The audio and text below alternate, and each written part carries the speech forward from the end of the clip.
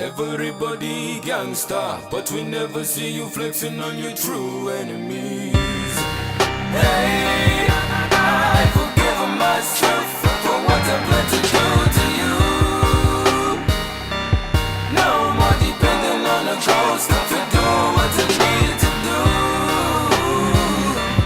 Never will I beg for justice from the likes of you. Your destruction is my goal. I decided to let you know you are done here. I call upon the spirit of the beast sleeping inside our people to awaken. I call for the spirit of warfare to come sit upon the south side. Hey, I forgive myself for what I plan to do to you. No more depending on a ghost to do what I need to do. Never will I beg for justice from the likes of you. Your destruction is my goal. I decided to let you know you are done here. All of your tricks, all of your schemes, evil dreams, and all of your lies, all of your murdering my people in the scheme of things just seems to be buying us time. Time to prepare, and shake this irrational fear of you. Time for us to shave our hair to prepare for the final fight with you. Hey, I forgive myself for what I plan to do to you. No more depending on a ghost to do what I need to do. Never will I beg for justice from the likes of you. Your destruction is my goal. I decided to let you know you are done here. Murder is your pleasure, kill for less. A devil tester, evil tester, nigga blesser. Always running with the beast. Whenever you get around, bullets flying, people dying, baby crying. Hear the siren, all destruction must increase. Government cooperation and alignment. Your assignment is to murder all the people of originality. You are never to be trusted. So disgusting is your presence. Manchurian candidate will destroy new society. Everybody gangsta, but we never see you flexing on your true enemies. Hey, I forgive myself for what I plan to do to you. No more depending on a ghost to do what I need to do. Never will I beg for justice from the likes of you. Your destruction is my goal. I decided to let you know you are done here.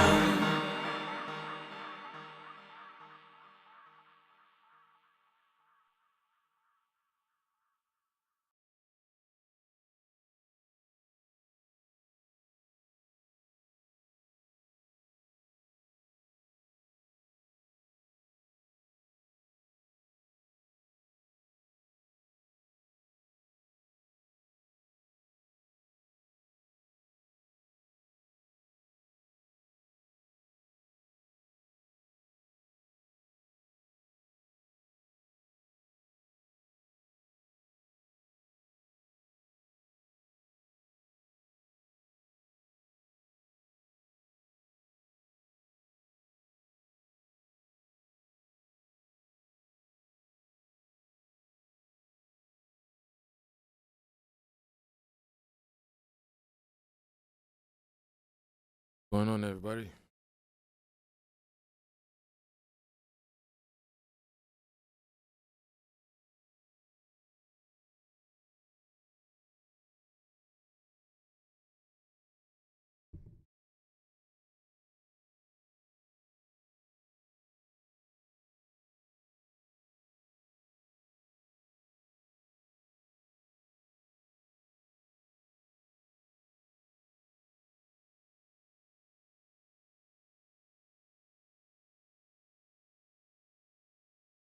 We'll get on here and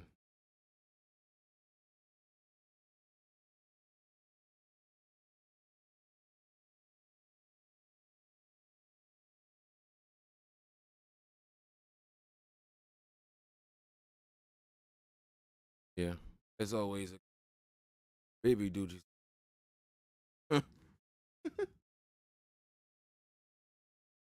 Couple of baby sound in here.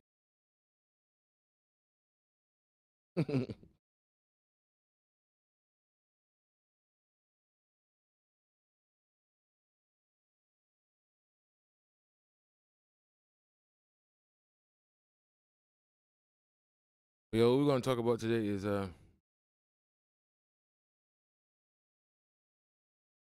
new new terrorism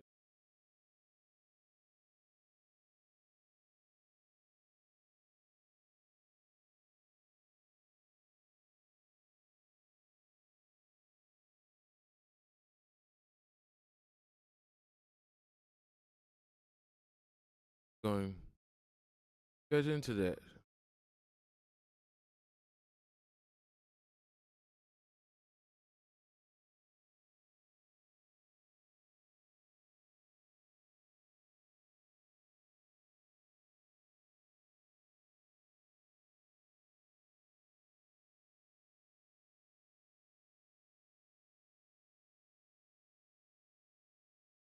Y'all gotta excuse me, man. Baby in the background wilding, man.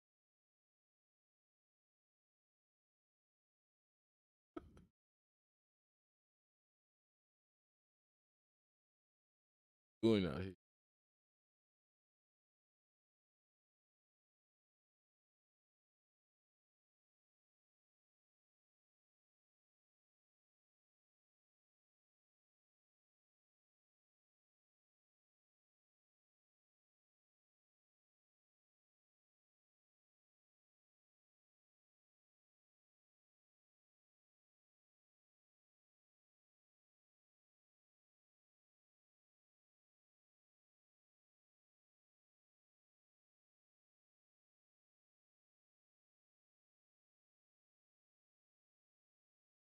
Okay, so what's been going on?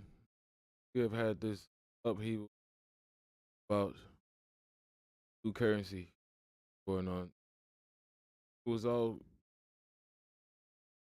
spurred upon or brought about the behaviors uh the nations, United States, China, Africa. The United States has not been too fond of the behavior Africa dealing with China and Russia. How United fully up it down, do what we say, bomb you, do what we say, or Ebola, do what we say, Corona, do, just random. Let's do United. Now, since we are going through this awakening,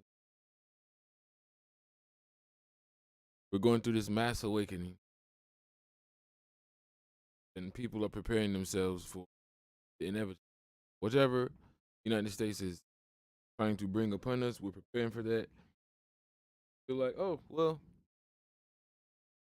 since you all want to talk that smack online,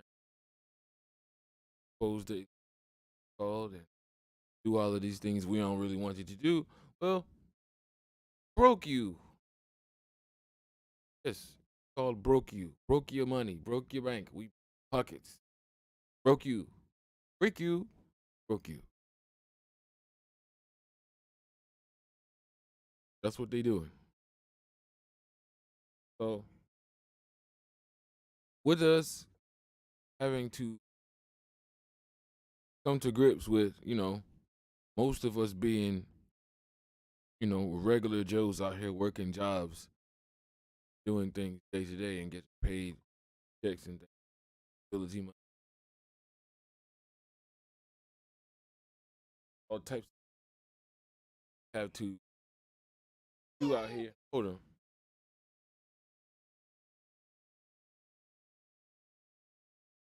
all types and kinds of things we have to do out here, get alone,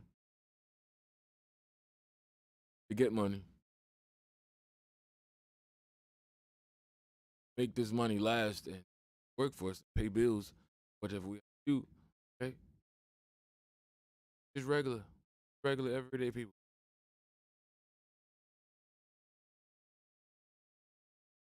Regular everyday people tend to be the revolution, tend to be those who would rise up, fight these individuals who are out here doing wrong things with the power, aka government. It has always been that. Always.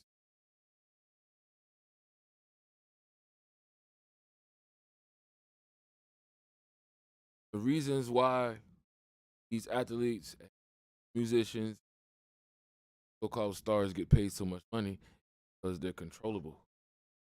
Okay. Once you pay an individual a couple of $1 million, establish it, this individual different from his peers. You have drawn a financial line and wedge in between him and those he came from. Okay, you cannot take a person from the hood, give him $5 or $6 million, and say, "Oh yeah, go back to the hood." It's impossible. You're not going back to the hood.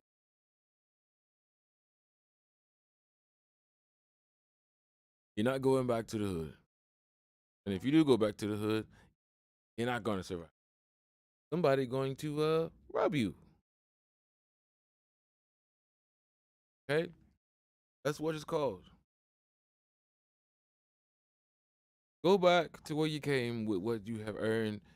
Rob you. Do something Mr. Caucasian didn't like, or say something Mr. Give you all the millions upon millions of dollars. It's called broke you. And they trying to broke us from jump. This new currency Fed. So I want everybody to start to realize things that's going on in the planet, where we are.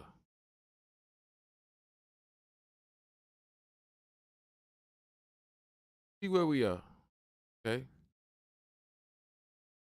Realize that this is not a joke. That everything we have been making efforts to do has been pretty much, thwarted because of our foolish ways. Think about everything we were doing: marches, trying to establish justice out here for ourselves, and all of this junk.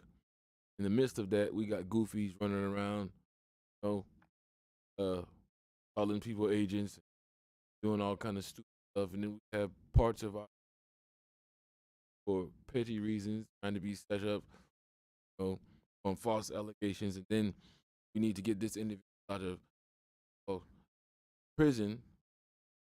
We got individuals of our kind stealing the money. Okay, this is what we have been going on. This is what has been going on for the past 3. Okay, we have made zero zero progress since the time of zero.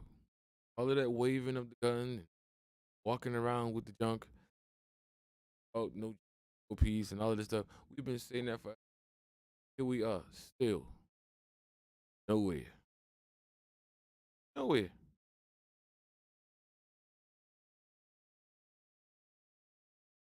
Okay? Here's the line. If really these governmental entities were really afraid, okay, of what could happen, they would not be doing this foolery. Just like we read the Declaration of Independence a couple of days ago. The government is to work for the people. Okay? Anytime the government is no longer working for the people, that government is abolished and created. Have never done that.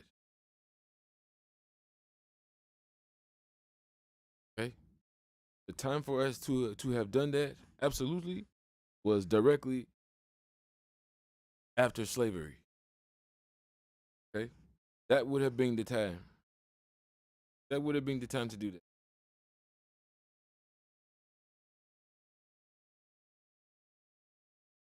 That would have been the time to do that.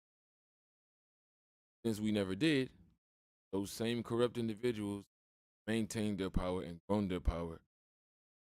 Now we're in a mess.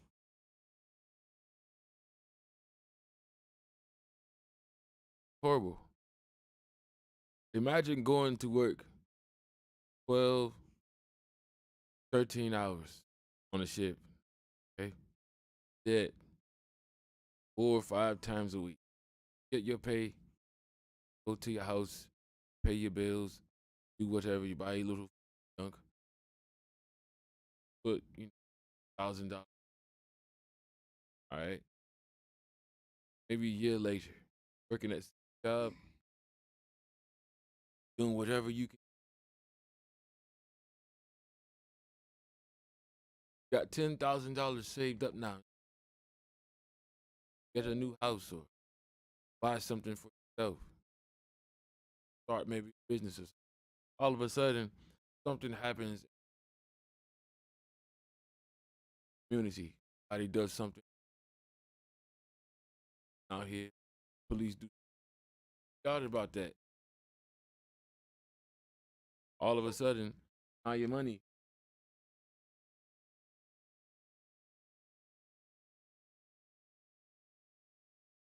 gone out of your account. Imagine that. All the work you did, gone. Somebody on top did not. Or worse, they put an AI on top of it. Dumb computer, artificial, good as dope. So you got racist, evil, demonic people programming these. Guess what? Artificial intelligence is racist, demonic, and evil. Guess what? It's gonna do the same thing individuals do. It's gonna do the same thing. Same thing. Oh, I didn't like what you said. Or a shirt that said, we do not support Trump, or we do not support Biden, or we do not do this, or we do not do that.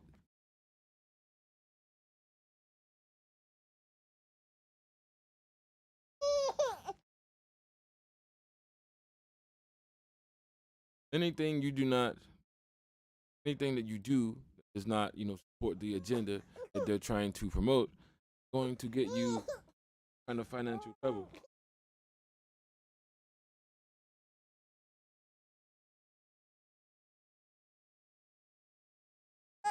Hey,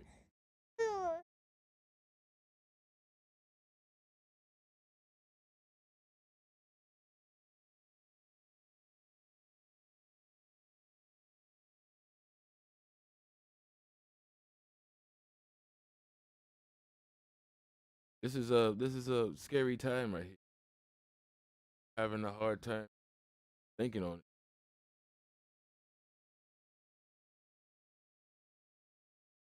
China, who they're modeling after, which is ironic. So I want y'all to think about this. Since China is so much the enemy, Russia is so much. Why in the hell, the United States of all individuals, fully, so much in control of everything and everybody? Why would you pattern yourself after your enemy? I don't see that as a bit sloppy and you know I'm not following this, taking it serious serious as kind of as being kind of to me is just entity trying to come up with all the enemy as any nation would. I were a nation, I'd be against the United against whoever else was against me. But if I could stand individuals and to gain something, learn from them, yeah, I'll chill on my fighting with. I chill on that and be like, I bet, boom, we can work together. But I'm gonna still be looking at you sideways. The United States has gotten sloppy with all of its history. Sloppy. It's just freaking sloppy. They're not hiding the stuff in it. They're not hiding the food. Old buddy, uh, or the little white boy that exposed those governmental documents creation by Ukraine warfare, right? Basically, exposed the secret. It wasn't that it was it was us trying to make it like, oh, yeah, he exposed the secrets of somebody special equation that makes their weapons work. Wait, no. He exposed motivation by foolery in the first place. That's what he did. It's foolery. They're talking about no reparations for us, but they got money to go start a proxy war with Russia, Ukraine as a glove to do it. Got president of Ukraine talking about American citizens have to come out and fight for Ukraine against freaking Russia. Freaking mad. Mad. Not coming out there for that. And last time I checked, Ukraine is 100% uh a racist. No, I don't want to. I don't want all Caucasians are percent racist. Okay,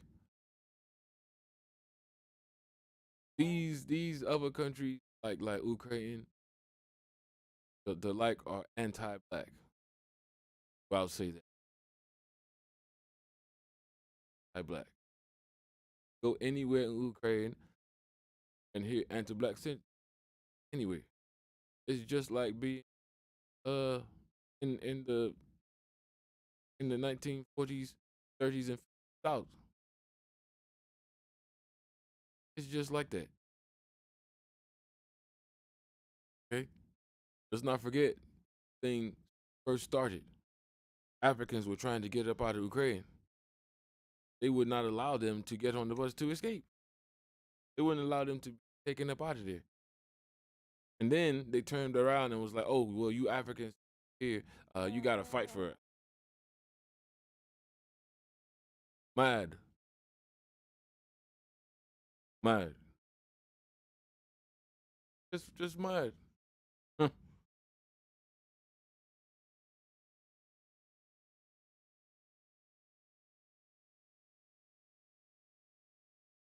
What we gonna do? We're gonna listen to um,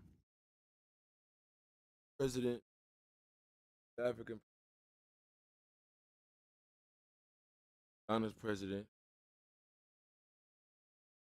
We're gonna listen to what he had to say about why Africa needs to stand on its own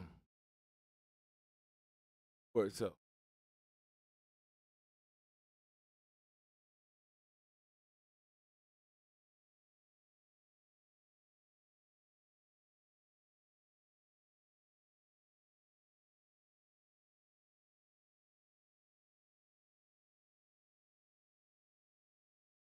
Because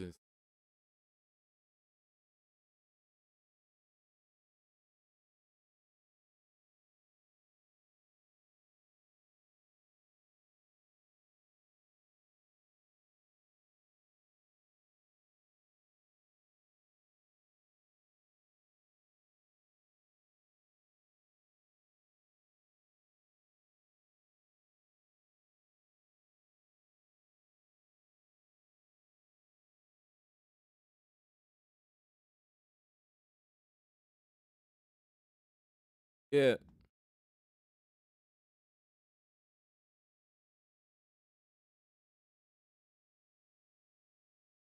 talk of deletable money allocated reparation for crimes against aka exactly.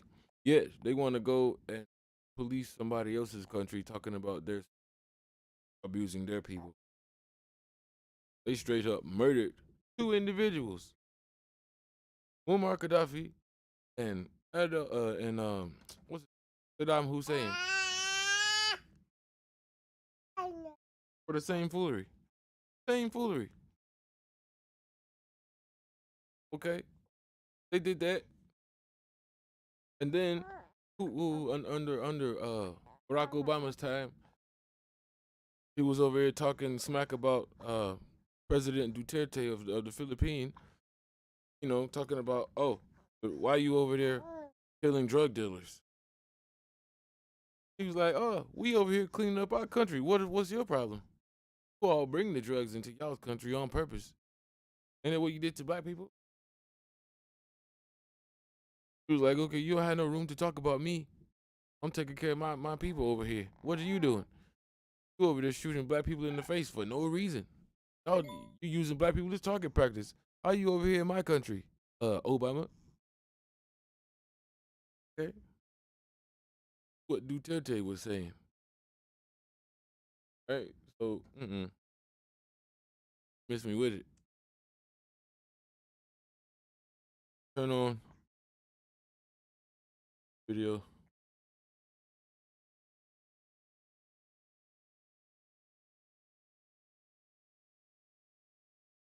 Um,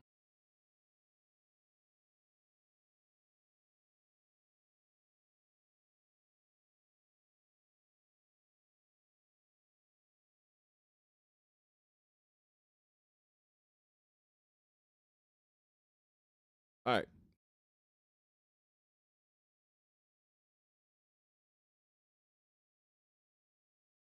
Y'all let me know if you can hear it.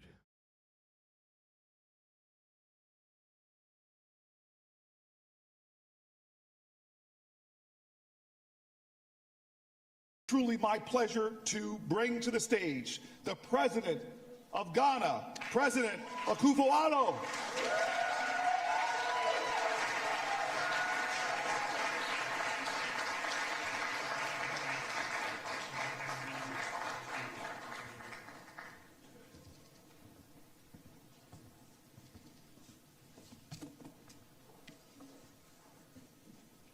Madam Vice President, ladies and gentlemen, I thank the African and Diaspora Young Leaders Forum for making me part of this conversation and for the opportunity to deliver these remarks at the closing plenary in the presence of the U.S. Vice President, the Honorable Kamala Harris, and in this spectacular building, so admired by all Ghanaians, and indeed by all Africans, as it was designed by one of the foremost architects of his generation, the globally acclaimed Ghanaian architect, David Adjaye.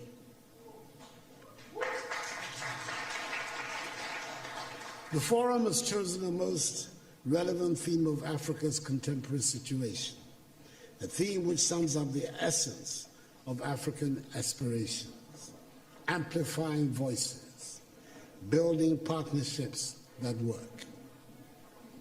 I've stated it before, that it sometimes appears the words Africa and Africans have more resonance outside the continent than inside. When we are home on our continent, it always seems very important to assert that we are Ghanaians, Ivorians, Kenyans, Nigerians, Swazis, Senegalese, Rwandans, South Africans, and Zambians. Then we find ourselves outside the continent, and then we discover that to the outside world, there are no Ghanaians, there are no Senegalese, and there are no Tanzanians. There are only Africans, and we are all simply Africans. The lesson for me is clear. Our destinies are intricately linked with each other, And we're talking not only about those of us on the continent, but about the Africans in the diaspora as well. You can be an honors graduate from any of the top universities of this country. You can be a second or third generation American, and you can be in a well-paid job. If there's an outbreak of Ebola someplace on the African continent, you are an African. Anyone, everybody in a position of leadership in Africa today thus has his or her work cut out. The urgent responsibility we face is to make our countries and our continent attractive for our peoples, to see them as places of opportunities. It means we must provide education, quality education and skills training. It means our young people must acquire the skills that run modern economies. The impact of a successful Africa on the image and standing of Africans in the diaspora applies with equal force to the image and standing of her sons and daughters who go by the name African Americans, and indeed to all her kith and kin in the Americas and the Caribbean. There's a lot of room for your perspectives and energies back in Africa. History tells us of the positive impact of diaspora communities on the growth and development of countries through increased trade activities, rising investments, and the transfer of skills and knowledge. Take the case of China, for example.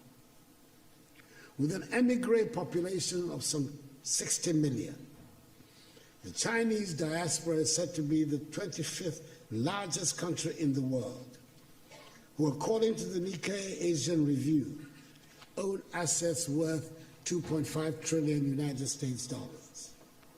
When foreign companies in the late 1970s reduced their investments in China, it was the Chinese diaspora that shored up the economy. According to the Washington, D.C.-based Migration Policy Institute, MPI, half of the foreign direct investment, that is some 26 billion United States dollars, that transformed China into a manufacturing powerhouse in the 1990s, originated from the Chinese diaspora. That is the rationale of Ghana's initiative of Beyond the Return, which is building on the considerable success of the Year of Return and the renewed enthusiasm around building Africa together. We must work to help change the African narrative, which has been characterized largely by a concentration on disease, hunger, poverty, and illegal mass migration. Let us all remember that the destiny of all black people, no matter where they are in the world, is bound up with Africa. We should never forget that famous admonition of the celebrated Jamaican reggae star Peter Tosh, when he said, and I quote, "Don't care where you come from. As long as you are a black man, you are an African," unquote.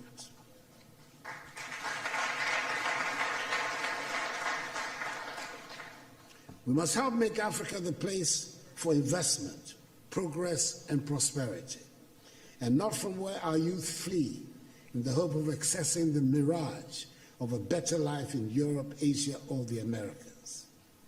That is what the Beyond the Return seeks to do, so we can derive maximum dividends from our relations with the diaspora in mutually beneficial cooperation, and as partners for shared growth and development. The second half of the 20th century witnessed a great blow for human progress and freedom when the African peoples, in the wake of Ghana's shining example, liberated themselves from the colonial and imperialist yoke and the racist ideology of apartheid and emerged as free, independent peoples to construct new nations of hope and advancement.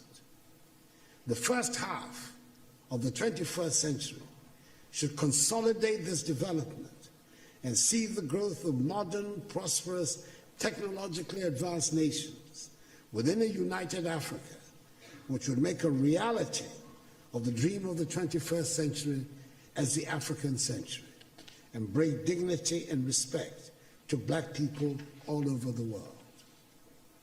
We've done enough talking, and dare I say we've had enough conferences and workshops.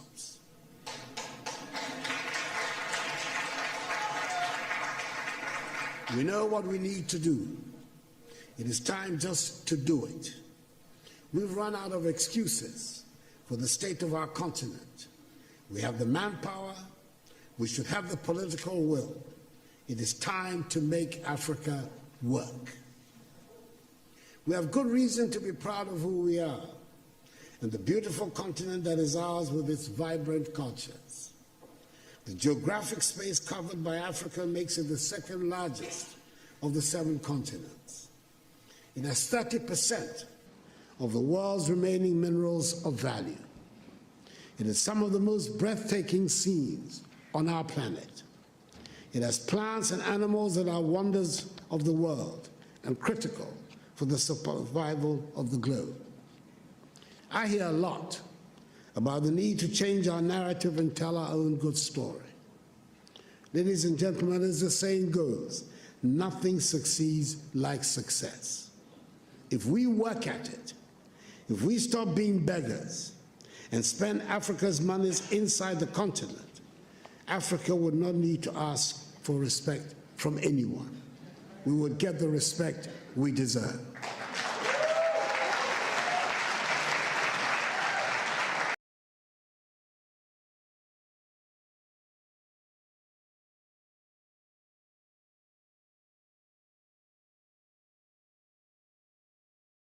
Now, I'm going to sit that right there. Now, he said a lot.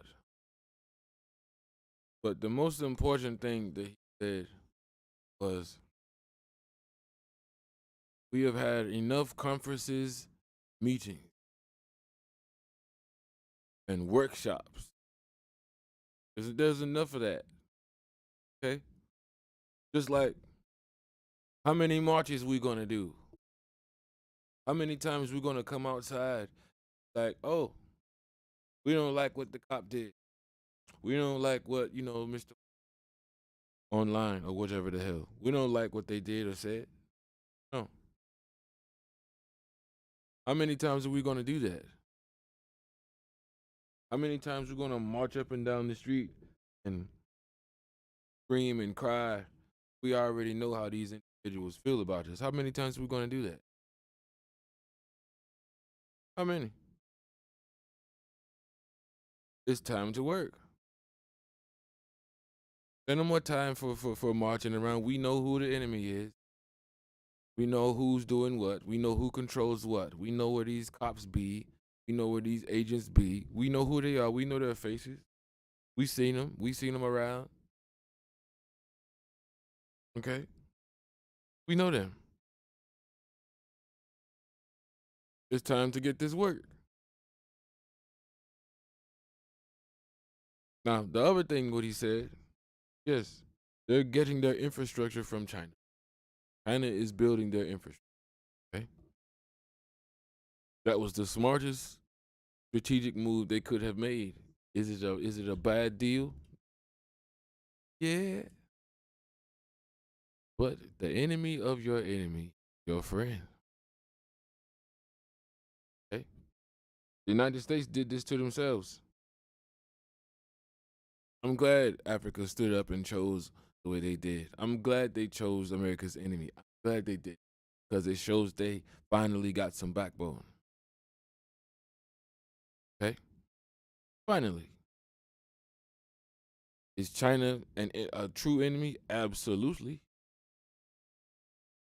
Yeah. Okay. They have created, they have created within their country, it's basically a surveillance state. People are locked down. Like, you cannot speak on certain individuals lest your money be gone, lest you get snatched up in the night or during the day by random, governmental individuals, and you will never be seen again. Okay? Now, you would have to be a Chinese and be one who's willing to have a personal one-on-one conversation with the foreigner about how exactly the financial system works over there, and that they would be one that has significant financial standing, if you will. If they got a multi-billion or multi-million amount of dollars, I would want to know that, you know, whether they spoke with the federal, with their federal government, or whatever they call it. I would want to know if they spoke with them individuals, and whether or not, those people, you know, got in their ear and said, well, if you don't say this or you that, then, gonna have to deduct a couple of 100 million from your account. I would want to know that. I would. But in regards to what they're doing in Africa, it is what it is. You have to get your abilities to fight your greater enemy the best way you can, and that's what Africa is doing. And I applaud them for that. I really do. Really do.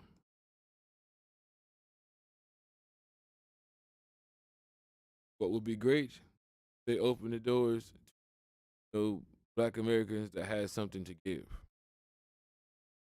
You're a scientist, engineer, got trades, got nursing, you pharmacists, deal with the invention of things and the creation of manipulation of metals and different types of electronics and robotics, artificial intelligence. You do all of that. Bet you all come on over. Got some place for you. As long as you have given to the society, made things better, made ways for us, and given, got a place over here. But at no time are you going to be seen as worthless. You're not inviting that kind of energy. If they said that, boom, that would be what it is. But we know there's more to being over there, going to be a part of these than what is being said. I've been watching a couple of these immigration videos, going back to Africa for a couple of years. Been watching them, listening to people, hearing what they had to say, and there's a consensus among them. It's not exactly what's being said. You know, it's not exactly everything that's being said to us online. It's the stuff that's been going on over there. We're not really aware of it. Those are the things we need to be, thinking about when it comes to us dealing with Africa. But even so, Africa and investing in Africa at this point is more than a wonderful idea. We would only benefit. We have only to be given the opportunity. Now, listen to this guy. Listen to this dude. Dude's name, Andre Jick. White guy. He has his own, financial and informational channel.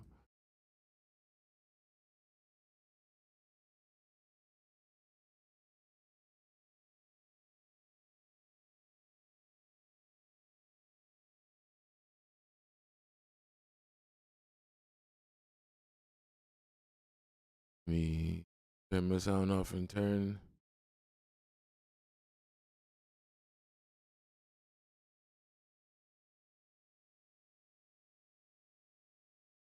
Last month unveiled the world's first digital currency from a major power. Currency that would not be printed but would exist only in cyberspace on your phone, for example. Is the Fed working on a digital dollar? We are actually evaluating that. Most major countries are now looking at the possibility of having a digital currency and really asking the question. Imagine a government that creates money that has an expiration date, and if you don't use it, it'll disappear. That's happening already with the digital yuan, and Americans are rightfully skeptical. President Biden issued an executive order to explore the creation of a U.S. central bank digital currency, effectively converting the dollar into a centralized digital currency. The Federal Reserve just announced that it's about to show us its new digital payment system this year in July. This is having a huge ripple effect across the entire internet because the US dollar is in the process of being replaced by a central bank digital currency, or a CBDC. In fact, most countries around the world are creating their own right now. What if I told you 90% now of the world's central banks say they're investigating central bank digital coins? According to a report by Citi, by 2030, there will be up to 5 trillion digital dollars circulating the global economy. But there's a problem, because most Americans don't trust the government to do this. In the 1950s, for example, the era that was called the golden age of capitalism, when we had unprecedented economic growth and higher wages, a point in history far from perfect, but in 1958, Pew Research asked the American people if they trusted the US government to do what was in their best interest. And they did. That trust reached a peak of 77% by 1964. But over time, that trust has been gradually eroding, and today, that number has dropped all the way to 20. Only 1 out of 5 Americans trust the government to do this. And it's also why people like to use other forms of money like cash and even cryptocurrency. But right now, the government has their own idea for a CBDC, central bank digital currency. And this will have a huge consequence, not only on ideas like privacy, freedom, but even Bitcoin. So in today's video, I want to help explain exactly what this is, how this might work, and how this will ultimately affect us. So with that said, let's get right into it. Hi, my name is Andre Jick. Hope you're doing well. Come for the finance and stay for the new Fed payment system and CBDCs. Now, the two are somewhat connected, but they're not the same, even though people are confusing them as one. It's a whole new system that's faster and better than traditional banking. You can go to a grocery store and buy a few items with your hard-earned money. And then you present your Fed card with a trusty Federal Reserve representative. And they'll say, oh, yeah, you're too fat, so you can't buy any of these things. The end. Yeah, so that's not at all how it works. Here's how it actually works. This new payment system will make it so that businesses and people will be able to send and receive instant payments 24 hours a day and 7 days a week, and that's because funds will settle between banks in real time and will only just take seconds. Here's a couple examples of how this will be used in practice. Let's say you're a coffee shop owner and you needed a quick delivery of some coffee beans. Once you got a request of payment from your supplier, you would pay through a participating bank like your credit union, and the coffee bean supplier would instantly receive your payment. On the back end of things, your credit union would send an ISO 20022, which is a digital form to the FedNow service, which would validate it and send a message to the coffee beans bank. That receiving bank would then confirm in real time that it could receive the payment, and the FedNow service would then debit and credit the money and then send a message to both banks that the settlement was completed. Now, that whole process, which sounds insanely complicated, would happen pretty much instantaneously. But the system we have right now just takes a lot more banks, time, and a lot more money. And this service will eventually apply for things like bill pay and for sending money from one account to another. This will be super helpful if, for example, you have a utility bill that's due on that same day and you want to pay it right away without paying late penalty fees. Now, eventually the Fed will want us to use it for peer-to-peer transactions so we can send money to each other in the same way that we use Venmo or Apple Pay. For now, though, this service will only be made available to people within the United States, so you won't be able to send money instantaneously overseas. Now, this will be rolled out in phases starting in July, but already in the first week of April, they're giving out formal certifications for their, quote, participants. So that is the FedNow payment system, which is tied to the CBDC, the central bank digital currency. So let me explain what that is. But first, a quick word from today's sponsor. Inflation and the declining economy are extremely stressful, especially for families. In 2021, when an investment fraud was committed, the average left amount was $70,811. And that's why it's so important to protect yourself online, and why I'm so excited about today's sponsor, Aura. Aura protects you and your assets by keeping an eye on your accounts, loans, home title, and investments to identify fraud and unauthorized charges. They alert you if they detect changes to your credit profile, and they help you proactively lock your credit to keep anyone from opening accounts or getting loans using your personal information. It's also a VPN service, passwords, theft insurance. Free trial now, or the link below. Over the world. 11 countries have already launched their own digital currency, including the Bahamas with their sand dollar, Jamaica, and Nigeria. 18 countries are in the testing phase, 32 countries are developing their own right now, 39 are trying to figure it all out and researching, only 15 are inactive, and 2 are canceled. But all in all, 114 countries representing 95% of the world's GDP are in some way involved with this process, including the US. Now, the obvious question is, why is the Federal Reserve so focused on digitizing dollars if the dollar is already digital and it's already on our phone? The answer is, there's a huge difference between true digital currency and the system we have today, because our current monetary system relies more on digital claims of currency. This is why when we use banks and we transfer from one account to another, or we use apps like Zelle and Venmo and Apple Pay, we're actually sending digital IOUs and digital claims to money, but not necessarily the money itself. And that's why banks need to use third-party banks to verify transactions to make sure that the money we are sending exists there in the first place.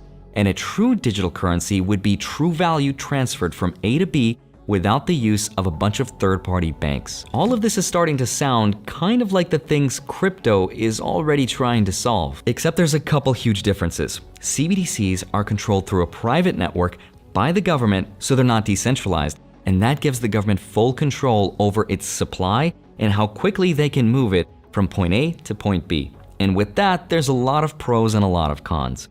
Now, there's a ton of opinions on this subject, so I'm gonna save mine toward the end of the video if you wanna see that. But if the government creates their own CBDC, here's what that would allow them to do that's good and not so good. A central bank digital currency would give the Fed direct control over the supply of money, which is actually good, because right now they already do this with something called quantitative easing. We saw this during the pandemic when they flooded the economy with money by buying mortgage-backed securities and treasury bonds. But it can also shrink the supply of money through quantitative tightening, which is the same process but in reverse, by selling off their assets, which is what they're doing now, with the exception of this anomaly, which represents all of those failed bank bailouts. The point is this: our financial system is so complicated that it almost works like a Rube Goldberg machine, if you've ever seen those. So think of this new central bank digital currency system as financial enslavement, but with less steps. If I disappear, it was not by magic. Another benefit is speed. Because money will be programmable, it would hypothetically stabilize the value of the dollar, and it would modernize the banks. It would also make sending money and stimulus by the government much faster, and in theory lower the cost of banking, because it would force the banks to compete with the Fed to make transfers and even ATM machines much cheaper. A CBDC would also help with tax revenues, because most people wouldn't have to file their taxes. Instead, the government would know exactly how much money we've made, so they would send us an invoice and we would just have to pay. So it sounds like a lot of really great benefits, but unfortunately, there's a lot of downsides and a lot of risks. So what the central bank digital currency is all about is surveilling Americans and controlling behavior of Americans. And how do we know? Because we've seen this happen in other parts of the world. People are calling the concept of CBDCs as Big Brother's digital dollar. And it makes sense why people are skeptical, because CBDCs will be tied to your unique digital ID that'll be used to build your social proof. Which all sounds exactly like the next plot of a Black Mirror episode. If the government wanted, they could freeze your assets, and if they don't like what you're spending, with the flick of a switch, your bank account now shows zero. Mr. President, the Blemflart's value just dropped to nothing. What do you mean? I mean, our single centralized galactic currency just went from being worth 1 of itself to 0 of itself. Oh, dear God, no. Calm down, people. Deploy the galactic militia and declare martial law. Yes, sir. What should I pay them with? Their payment is the honor they'll feel to serve their... Wait, who's paying me to yell at this guy? Give me your jacket! Give me those pants! The creation of a CBDC would give them the technological power to do exactly that. If the government wanted to encourage spending, they could airdrop some dollars in our bank accounts instantaneously, which sounds nice. But if they want to discourage saving, what With the flick of a switch, the money could have an expiration date, which is exactly what China did to encourage spending.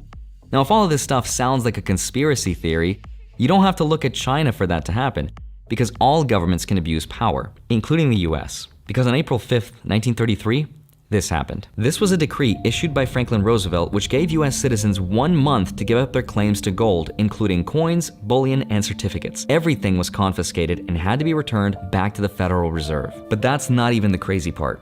The crazy part is the people that did not agree to do this faced 10 years in prison and up to $10,000 per year in fines. Now, just for context, back in 1933, that $10,000 represented over 3 times what the average person made in a single year. So that would be like if today the government told us to turn in all our cash or risk being fined over $180,000 per year. Now, you might be thinking the government would never repeat the same mistake from 1933. And you might be right, but you don't have to look very far in history to look for clues on abuse of power. Between 2010 and 2012, the IRS prioritized conservatives and eventually apologized for unfairly targeting them for tax evasion. This naturally happens when power has an agenda and the technological ability to actually enforce it. So the question we have to ask ourselves is it worth the risk? So here's my personal opinion. Let me just channel my inner Warren Buffett for just a second, because even though it's 2023, it's starting to feel a lot more like 1984. You know what I mean? No, you wouldn't, because it's just like me, a really old reference. So I'm not trying to convince anyone of anything, because I don't know if I fully understand this stuff myself, because it is so complicated, but from my point of view, I don't think this is a fight against cryptocurrencies or Bitcoin. I don't think the government cares. Nor do I think this is a fight against consumers, and I don't think consumers care. When was the last time you got a Venmo payment from a friend and thought, this better settle now? Said no one ever. If anything, this is about commerce on a global scale. This is the way for the Federal Reserve to combine what the government is good at, which is trust in its currency system, something it had a lot more of in the past, and combining it with the innovation from the private banking sector. Because hopefully by combining the two, they can create an innovative financial product that allows the US to stay ahead on the global stage. The byproduct of which happens to be full control. But it's also not a tool that the government needed to add to its toolbox. It's got plenty of those. But still, regardless of how much people oppose the idea of CBDCs, I think they're inevitable. As countries around the world launch their own, the US won't want to be left behind. Even the World Economic Forum have told us that if the central banks don't innovate, they'll be left behind and lose the idea of money and trust and, quote, control. So it makes sense why they have to innovate.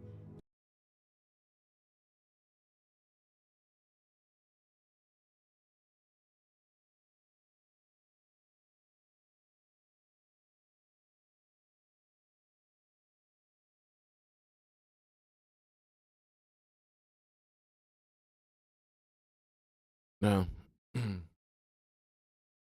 we heard what he had to say about these so-called central bank innovations.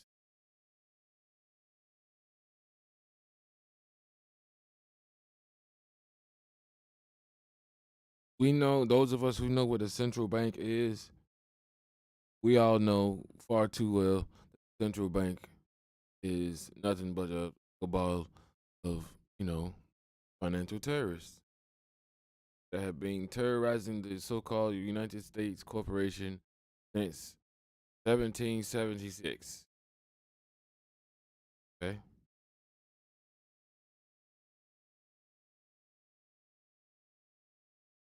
Andrew Jackson, I think, was one of the presidents that was fighting the Federal Reserve. Okay? The Federal Reserve is an evil entity run by evil individuals that have done nothing but cause havoc and chaos in this country since that time. Okay? Now, he described it far better than I ever could, which is why I played the video like I did. Okay?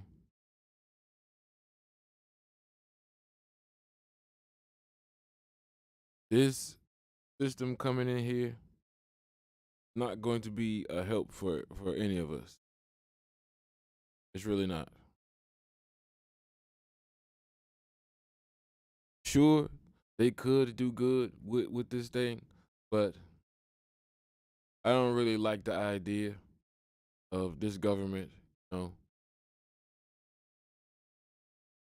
taking away, cash absolutely.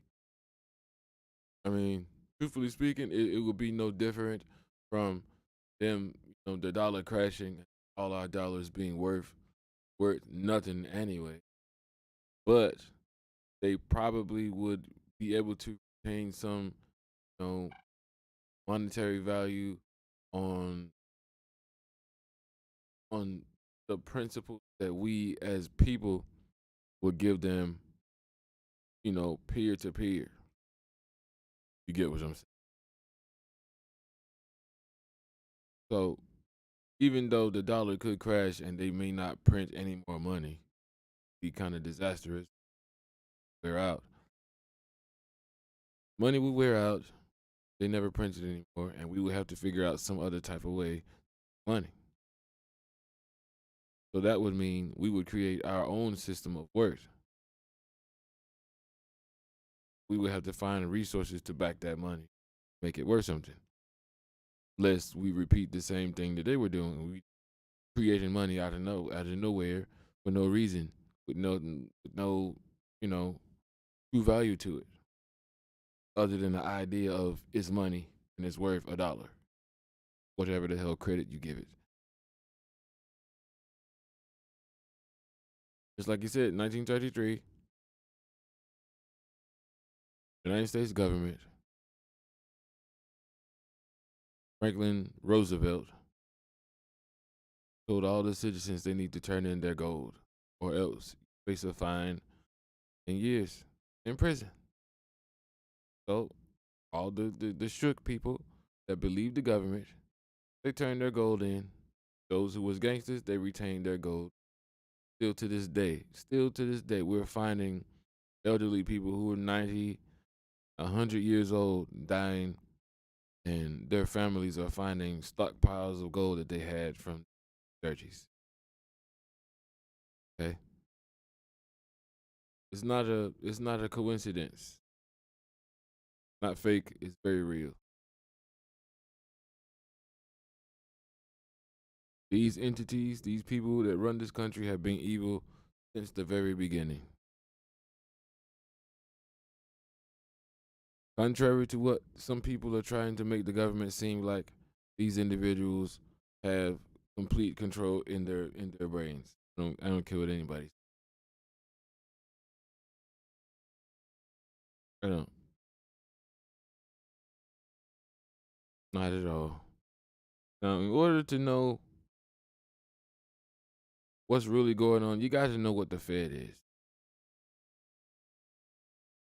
So, I'm gonna queue up the Fed and learn what the Fed is. Not be up here guessing.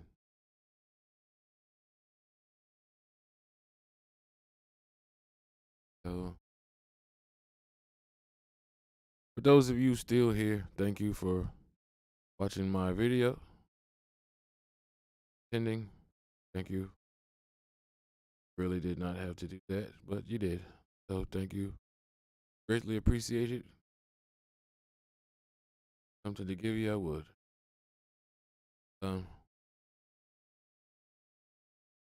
Let's see about this.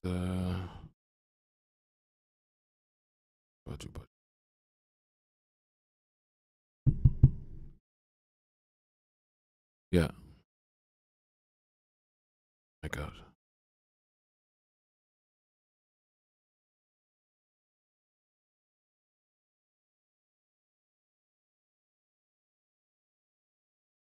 The Federal Reserve, the cornerstone of the American economy. For just over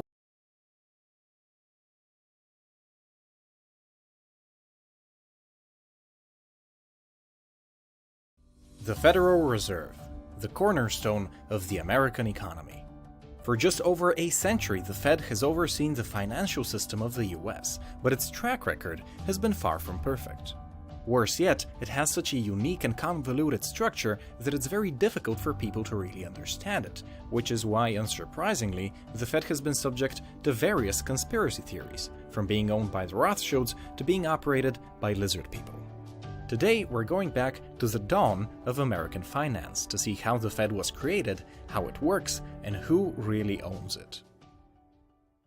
This video is brought to you by Skillshare, where you can find a ton of different classes, including my own series of videos on how the stock market works. You can watch them for free by registering with the link in the description. America during the late 19th century was a nation in turmoil, and not just in the literal sense. The Civil War was no doubt devastating, but even during the peace that followed, America was plagued by frequent and deep economic depressions. The underlying cause was simple. America just lacked a proper financial system, and more importantly, it didn't have a central bank to save the day when things turned bad. Now keep in mind, central banking wasn't a new concept. The Dutch were the first to come up with a central bank in 1609, and it was instrumental in transforming the Netherlands from a swampy backwater into a global economic empire. Following the example of the Dutch, the English created the Bank of England in 1694, which of course became the backbone of the British Empire. But it's exactly this association with the British that made the Founding Fathers reluctant to use the same model in the United States. There were two attempts at establishing a central bank even despite public opposition. Alexander Hamilton himself led the first movement in 1791. But in both cases the systems lasted under 20 years and did little to stabilize the situation. And by all accounts the situation was very, very bad. Back then, even a single local bank failing could result in nationwide panics. People knew that no one could save their bank if it went bust, so as soon as rumors of insolvency started spreading, everyone frantically started withdrawing whatever they had, bankrupting otherwise healthy and solvent banks simply out of fear. Such bank runs happened with frightening regularity, and the depressions that followed were long and painful. Of course, American bankers realized very well just how bad their industry was doing. Paul Warburg, one of the great American bankers of his day, said in 1907 that the American banking system then was at about the same point as 15th century Italy or Babylon in 2000 BC. Just a few months after Warburg made that statement, the country suffered the Panic of 1907, and it was particularly severe. To start things off, in 1906 a devastating earthquake destroyed 80% of San Francisco. With reconstruction efforts underway, capital was very tight, and because all the money back then was in paper form, it was much more difficult to reallocate it across the country. One banker tried to abuse that by manipulating the stock price of the United Copper Company back on Wall Street. He hoped to see the shares rise exponentially in value, but instead they crashed, dragging down the entire stock market with them. That banker was involved in 10 different banks across the East Coast, and one after another, these banks failed as people assumed they were insolvent and withdrew all their money. Pretty soon, even banks that had nothing to do with the guy were going under, and so the fearful bankers of America turned to the only man with the power to save them, J.P. Morgan. Back then, John Morgan was the king of Wall Street, and even today the bank he created is the largest one in America. He wasn't the wealthiest man at the time, that title belonged to John Rockefeller, but Morgan was certainly the man everyone turned to when things got bad. In October 1907, Morgan summoned the great bankers of the day to his office at 23 Wall Street. With the collective capital of America's big banks, Morgan arranged for the rescue of the healthy banks that were nevertheless near bankruptcy due to irrational fears. Virtually the same thing would happen a century later in 2008 when the government bailed out the banks, but this time it was happening entirely thanks to private individuals like John Morgan. Once the panic was contained, it became clear to everyone that a central bank was necessary, and Congress immediately passed legislation to create one.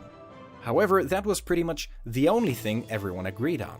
The actual details of how it would work sparked long and fierce debates that halted any progress. The agricultural South, for example, was afraid that a powerful central bank would give Washington and Wall Street too much power over them.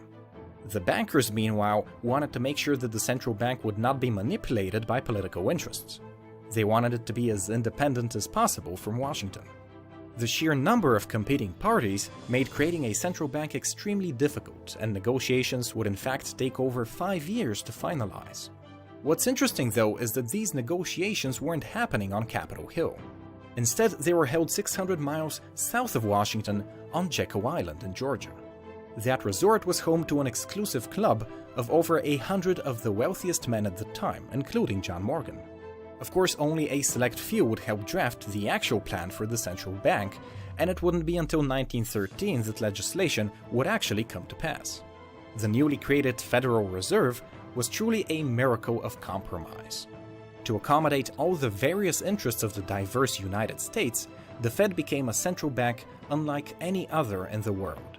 To begin with, it wasn't a single bank.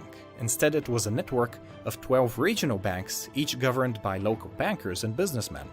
Some of these banks were in obvious places, like New York and Chicago, but many of the other locations came down to politics. The senator from Missouri, for example, was a key vote needed to pass legislation, which is why today, Missouri is the only state to have 2 Federal Reserve banks within its borders. To appease Washington, these 12 regional banks would have a single governing body, comprised of 7 people appointed by the president and confirmed by the Senate. To limit the president's power, he can only appoint 1 governor every 2 years with a 14-year term. But the really unique part of the Fed's structure, and you can thank John Morgan for that, is the fact that each regional bank is actually structured as a private corporation that has its own stock. Here's how it works. Every nationally chartered bank in America is required by law to keep 6% of its capital in its regional reserve bank. In exchange, that private bank receives an equivalent amount of shares in the regional reserve bank. These shares, however, are quite different from the shares of public companies. Their price is fixed at $100 per share and they can't be sold or traded. They carry voting rights to about 2/3 of the board of directors for that regional reserve bank, but as we know, the real power is in the board of governors appointed by the president. What these shares do have, however, is a fixed 6% dividend per year. Now it's worth noting that this dividend doesn't entitle the banks to any of the Fed's profits. Instead, everything the Fed earns above that 6% payout goes directly into the Treasury. And keep in mind, the Fed is very profitable. In 2017, it sent $80 billion to the Treasury, while only paying out $14 billion to the regular banks that hold its stock. So who are the shareholders of the Federal Reserve? Well, basically every big bank in America. The full list is 150 pages long, but pretty much every name you know appears on it. But here's the beautiful thing. Most of America's big banks are public corporations. In other words, if you want to benefit and make money off of the unique structure of the Federal Reserve, you can do that by purchasing stock in American banks. Since ownership in the Fed depends on capital, the bigger the bank, the bigger its ownership stake. Therefore, it would be wisest to start from the top of the list. And speaking of the stock market, in case you somehow missed it, last month I released a 20-minute animated series of videos on how the stock market works on Skillshare. I cover topics like how dividends get paid out or how ETFs work, and if you want to watch the full class, you can register for a 2-month free trial of Skillshare using the link in the description. Once you've registered, search for Investing 101 or follow the link I've left in the comments below. If you don't know, Skillshare is the best online learning platform out there that goes deeper into how companies work, including valuations,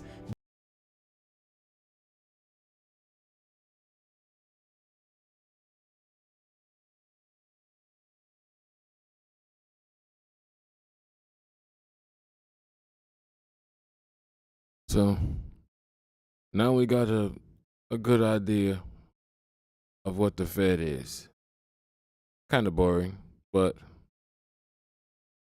how else are we going to know what the Fed is? It's boring, I know. It totally is. Y'all might say I'm boring too, but I'll be that. Not exactly in the place for me to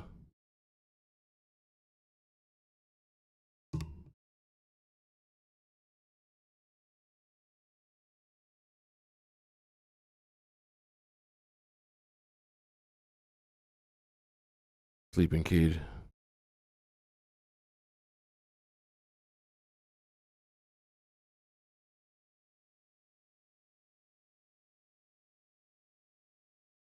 I'm gonna do another one. But before that, I want to say,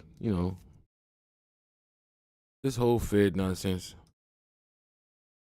is more nefarious than what they let on. When you watch these videos and then, you compare it to the actual accounts of things that have gone on, regarding this entity, there's two different, ideals to be conveyed. One is like a Hollywood one, and the other one is like, the gangsterish shadow figure,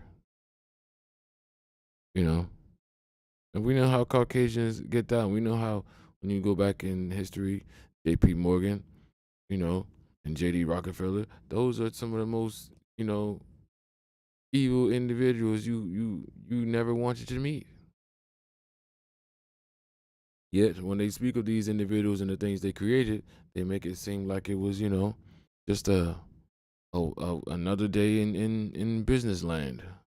No, people were harmed. Things were done. People's lives were ruined.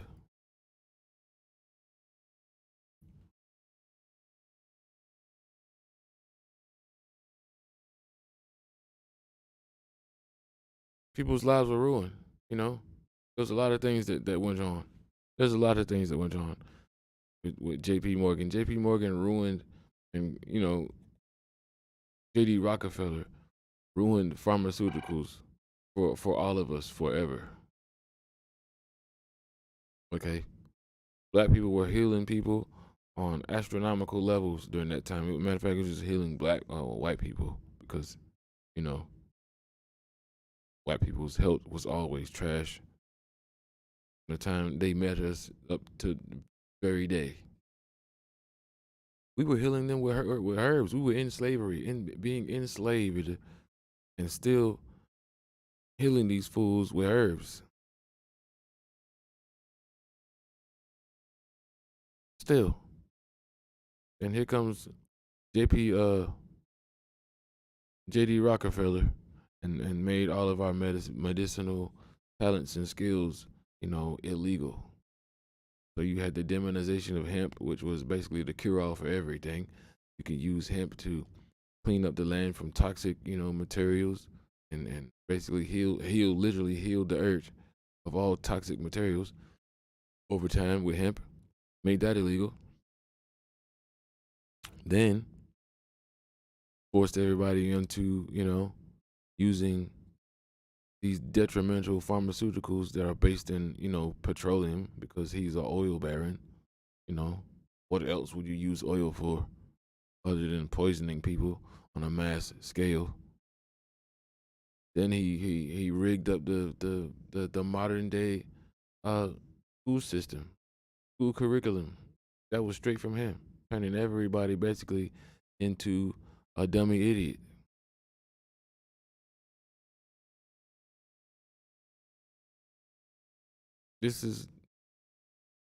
And we wonder why people have, conspiracies about, why this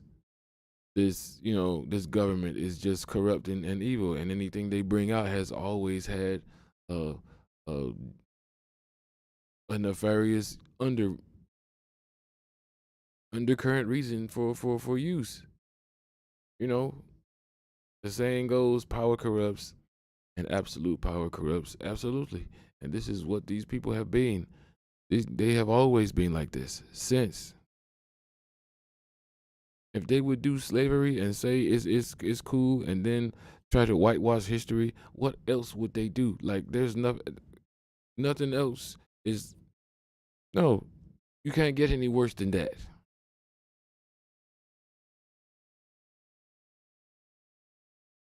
You cannot get any worse than that. So, no. I'm gonna do this last video.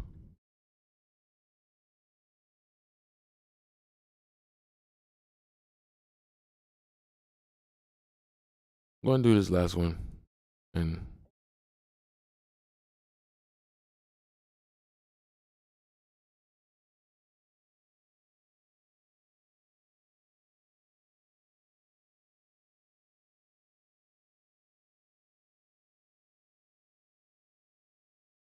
Yeah, we're gonna do that.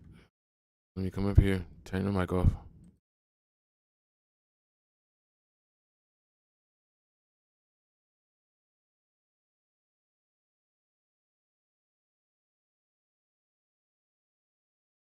Hey everybody, and welcome back to Investing with Wesley. In the past, I've talked to you about central bank digital currencies. I've talked to you about what a central bank digital currency is and what it can do. And I've also talked about the very key differences between central bank digital currencies and decentralized currencies like Bitcoin, and why I think Bitcoin is way better of an option for people to use for their monetary supply and transactions than central bank digital currencies. But in today's episode, I want to explain to you how the federal government is going to be able to force you to accept central bank digital currencies, because anyone who knows anything about central bank digital currencies, like I've already addressed to you guys, would know that is just tyranny and control waiting to happen. They're going to have to suggest and convince you to adopt it. So in today's episode, I want to talk about some of the things that are going to influence your decision on whether or not to adopt central bank digital currencies. Okay, so this is coming directly from the White House. Now, it is not a law that they're proposing, at least not yet, but it is just a address to the masses on what their ideas and concerns are regarding these digital currencies. Now, I'll put a link to the article in the description below so you can read the whole thing yourself. But scrolling down past the stuff we already know, like it'll operate based on FedNow and everyone will have an account at the Fed. Scrolling past all that, we get to how the government or the administration is going to promote the adoption of CBDCs. And reading it right off of the form, agencies will encourage the adoption of instant payment systems like FedNow by supporting the development and use of innovative technologies by payment providers to increase access to instant payments and using instant payment systems for their own transactions where appropriate. For example, in the context of distribution of disaster, emergency, or other government to consumer payments. Now, what did all of that mean to you? Well, basically, they're going to use the FedNow system and the very quick transaction speeds of CBDCs to encourage people to adopt it. So basically, instead of waiting 3 to 5 days for depositing a check to clear in your account, it'll happen immediately, so to speak, and those transaction speeds will encourage people to do it. But even then, that's just not good enough. So instead, what they're also talking about doing is if you want to receive disaster payments or emergency payments or other government to consumer payments, you'll also have to adopt the FedNow system and the central bank digital currency system. So when things like hurricanes happen and people are issued disaster relief funds, you'll have to have a FedNow account and you'll have to have central bank digital currency access in order to receive those funds. Basically, they're trying to say that all the spending and all the money that the government is going to be using will be CBDCs. But here's the scary part, and it's the very last few words in that highlighted area. Now, other government to consumer payments includes some pretty scary things when it comes to forcing people to adopt CBDCs. Government to consumer includes welfare, stimulus checks, your social security payments, your tax returns, and your pension payments. All of that is government to consumer. So someone can force you to adopt the central bank digital currencies and to adopt this programmable money that is going to be impossible to escape because they won't let you buy gold and Bitcoin with it. The Fed and the government can force you into adopting CBDCs for yourself if you want to receive your welfare payments. And if you're on welfare, chances are you're living paycheck to paycheck anyway, so you're going to need those payments. Your stimulus checks, or your Social Security. If you're on Social Security or disability, again, you absolutely are more than likely going to need that money, so you're going to be forced to adopt the CBDC. Again, if you've paid taxes all year long and you're due a tax return at the end of the year, you'll be forced to create a FedNow account in order to receive your tax return payments. And the one thing that really scares me, because I know a lot of people, including myself, who have pensions, is that your pension payment. They're going to try and force you, especially the retired people who are living off of those payments, to adopt the central bank digital currencies in order to keep receiving your pension payments. So everyone in their right mind is going to know that Bitcoin, gold, and any other currency out there is going to be 1,000,000 times better and safer and more free of use than central bank digital currencies.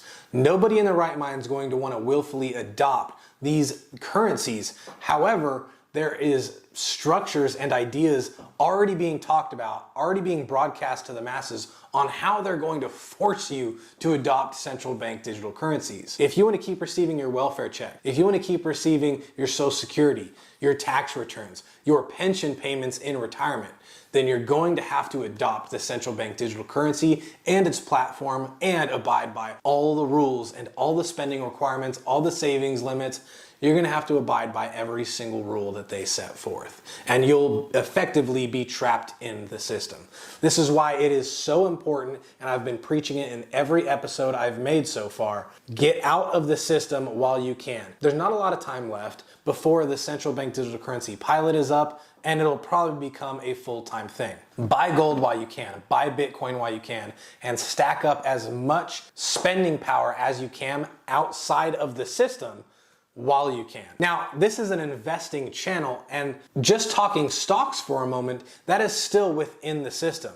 You need to actually buy gold bullion, the gold metal itself. You need to actually buy Bitcoin because that's not part of the stock market system. Because any money that you have invested right now will eventually be rolled over and converted into central bank digital currencies, the same as the stocks did when we were on a gold standard and then converted to the fiat currency we're currently using. Everything in the markets just kind of switched one day. It'll be the exact same thing. Everything in the stock market will just switch one day to central bank digital currencies. Withdraw some money if you can, because when this central bank digital currency does come into full effect, you'll have that much more spending power outside of the system, and you'll be able to spend it however you want in a free use, so to speak.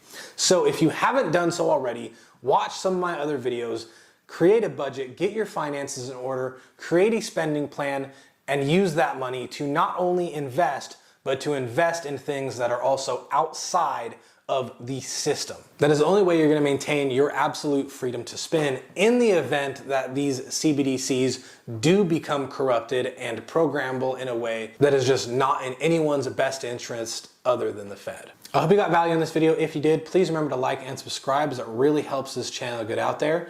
If you ever had any questions, comments, or just wanted something addressed, I have a dedicated Facebook, Twitter, and Instagram account, or you could just leave a comment down below. Either way though, the choice is yours, and I'll see you in the next episode.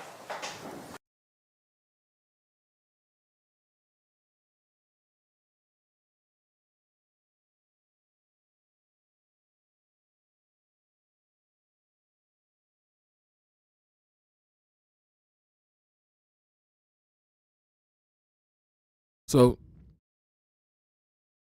the more we bring up the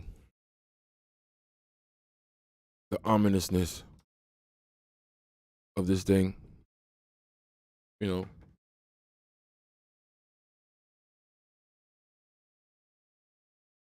the more we bring up the ominousness, you know, is none of it's good. None of it is good. If I have a bar of gold and every gold brick, every gold bar is worth $300,000, okay? That's what a bar, a regular brick or bar of gold goes for. $300,000 to $350,000, okay? If I had $350,000 in my person, in my hand, I can shave off a couple of shavings of it and give you $100 worth of gold. You could take that, do whatever you want with it, okay? Others of us could do the same thing if we had the gold to do that. If all of us had a gold bar, we would all start out with $350,000 worth of gold. That's our money.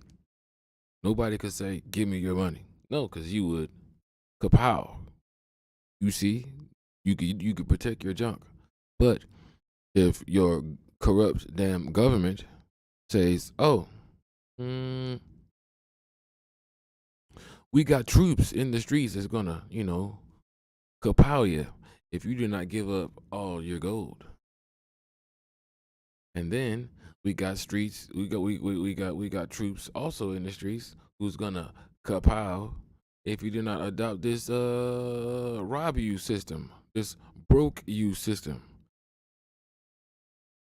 Because that's what we said in the beginning. They're coming up with a system to broke you, make you broke.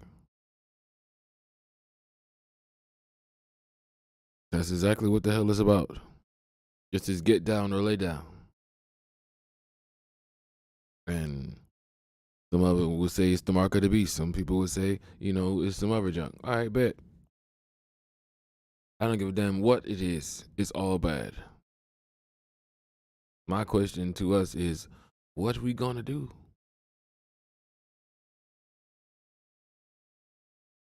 What are we going to do?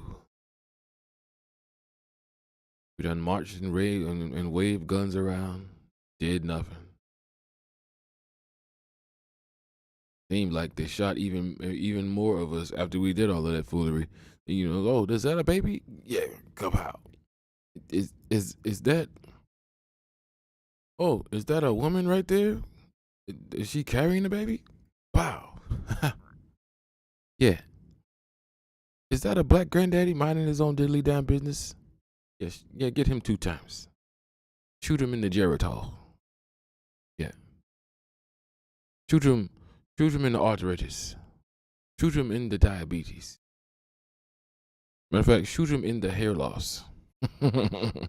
That's what they do. Just be disrespectful with it.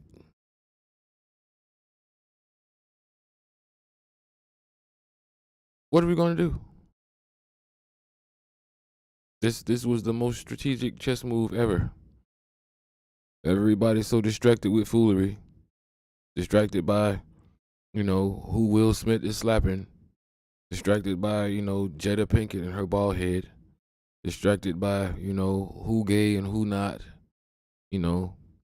Distracted by, they done tried to choke you with a rainbow. Like,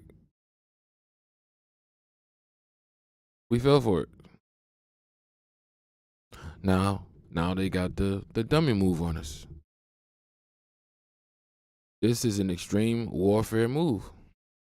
Like, what are you gonna do? There's only one thing you could do. Find out where them people be and fight. But how many of us is willing to do that? How many of us is? I would say none of us. Some of us are, maybe 1 or 2 of us are. But between those 2 of us, there's a whole football field of distrust. So we couldn't even form a team of 2.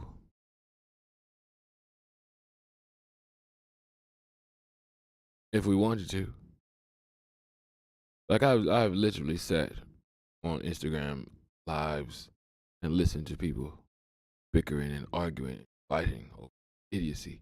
These same people that we was dealing with in the NFAC, or we call it the skin fact now, but because they done skinned us alive, or them skinned them alive and deemed them a terrorist group, but the Klan is not. All right, bet.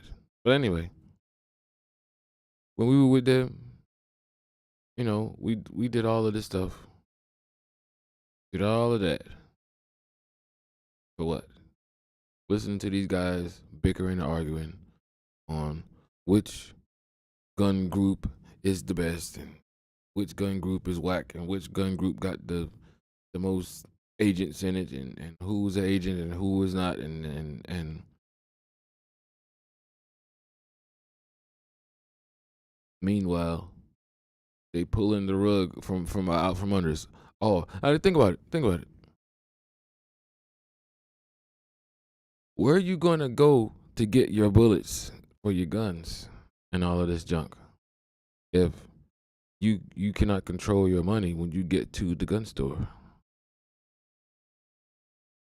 You really don't think they're gonna do the whole racism thing by digital means? Oh, we know Ron Jenkins is a blickety black nignog, and states right now he's at the gun store.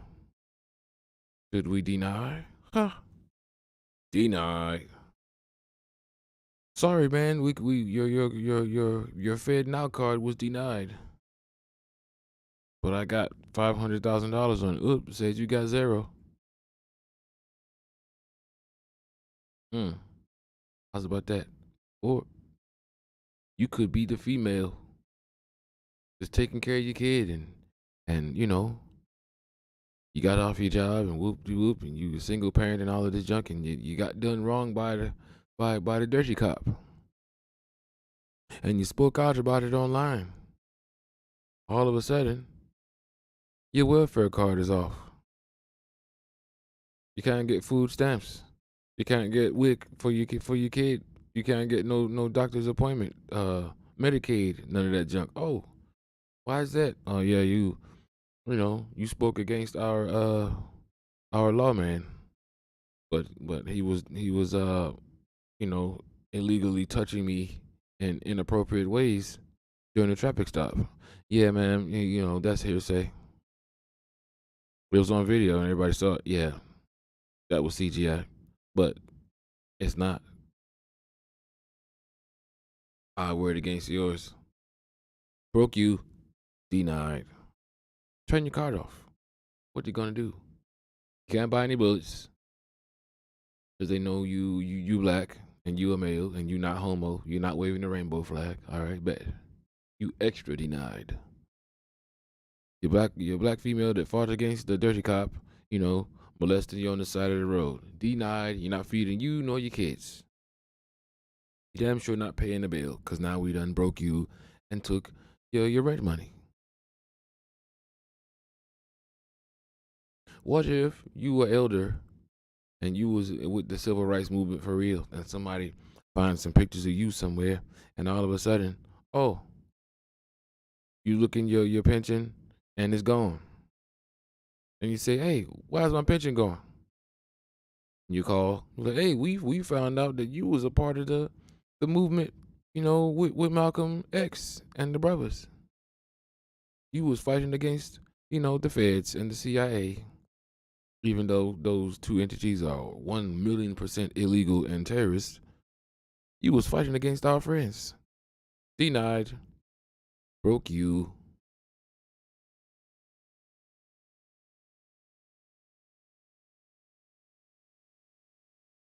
You see how this goes? Look at those dog robots that they got. Boston Dynamics. They got these robots that they've been working on for at least 25 years. I've seen all the iterations of them. The ones that used to stumble around to the ones that was, 800 to 1,000 pounds of barely moving to now, these things can literally do the damn Dougie. That's better than a human being. They can do roundhouse kicks and ninja flips mid-air. These are robots, okay? They said, oh, we're not going to arm these things. We're not going to do that. We would never do that. What the hell they did? They put the biggest damn gun on the robot. But we supposed to believe these individuals? Hell no. Hell no. Nope. No. Do not believe you.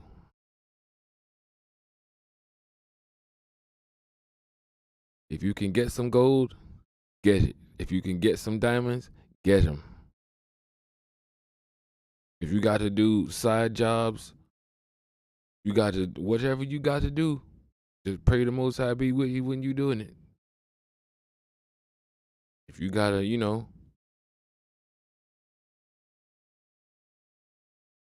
read in between the shrugs. If you got to do that to the enemy, and he just take a loss and claim it on his insurance, their money is insured. So you got to do that to a couple of institutions.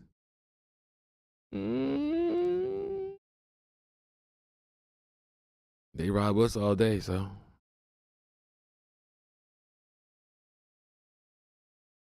To hell with him. Kyle Grove says salute. Kyle Grove says, and then created the medical field as a degree program for the colleges and can't practice being a doctor without a degree or certification. Yeah, exactly. Also, y'all have to realize my channel is shadow banned and interfered with. So stuff is just not working right at all. My feed is blocked. I can't tell how many people is really subscribed to my thing. People keep getting unsubscribed. Nobody's getting the notifications for my videos. Like, okay, I get it. It's cool.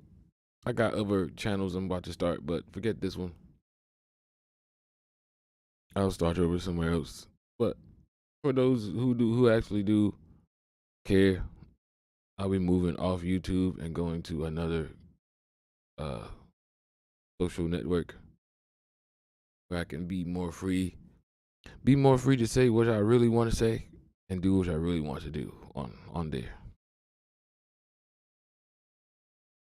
And that will be what it be. But drawing this video to a close, got to go make my food and make my baby another bottle. But I made a post on my community page. See if I can pull this up. Made a post on my community page.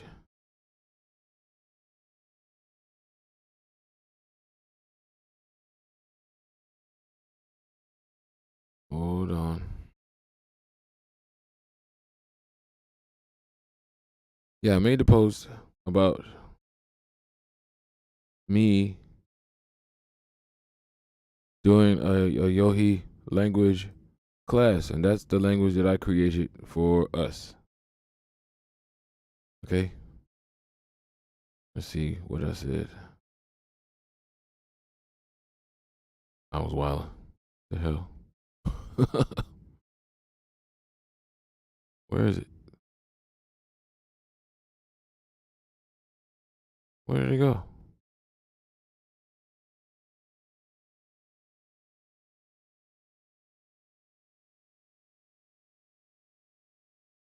What in the world? Is it gone? I made a post. Let me see. Okay, here it is. It says, good day all. Hope all is well with you. Is anyone interested in having a partial Yohi language lesson on my channel? This will go on along with the books and videos I am creating. This language is one that was created for our people to have a speaking and writing system of our own that will separate us from others, making us just as other nations. Please comment or whatever. And a couple of individuals,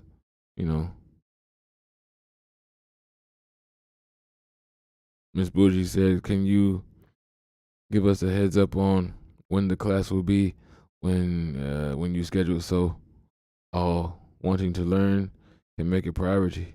Yeah, I could do that. She said this would be absolutely amazing. Big Herc says that sounds good to me. Okay, it's just gonna be a live. That's all. It's just gonna be a live video. I'm going to do more than one. There's going to be, a couple of series of those as I'm, working on the video. I know I said that a couple of years now, but you have to remember I'm doing this alone. This is all me. No help. And when you are creating things that have not been created before in this generation, you have no references of which to get help and aid from. Also, our people are kind of messy out here in these creational streets. They don't want to do right. Well, there's that. I will be doing the videos. I realized I made an error as I've been going through the footage and doing the voiceovers for the learning videos. So that means I have to revise the book and the learning video and add some things that I missed. I'm glad I caught that during this phase. So it would totally suck if I had to recall something after everybody bought it.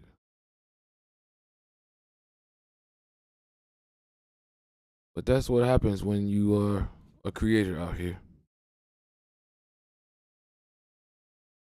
Okay.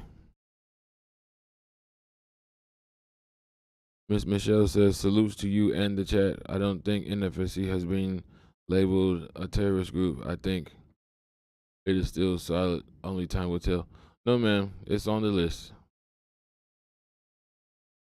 It's on the list.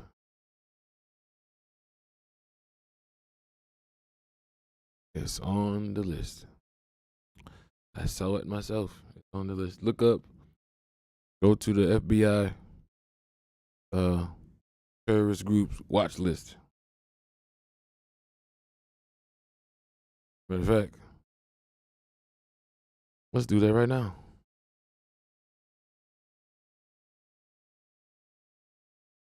Before I go, let's do that. FBI.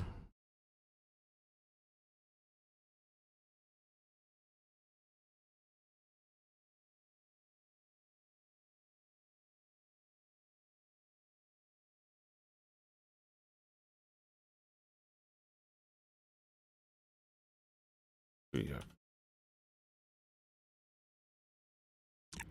Let's see. Oh, really? Mm.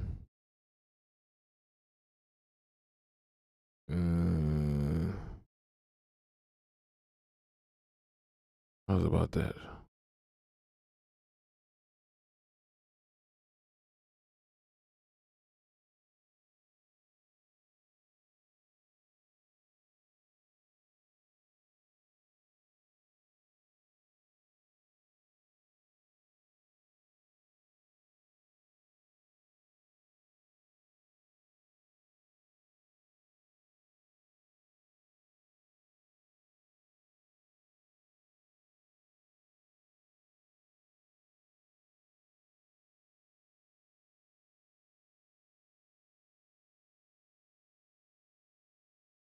Damn it.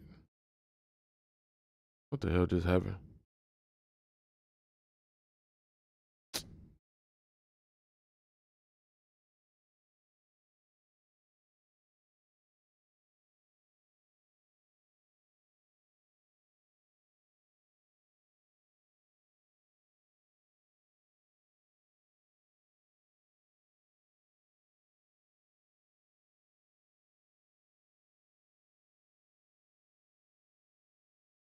These are the parameters. These are the parameters that they use to determine who is a so-called terrorist. That's what this is. Let me get back in here.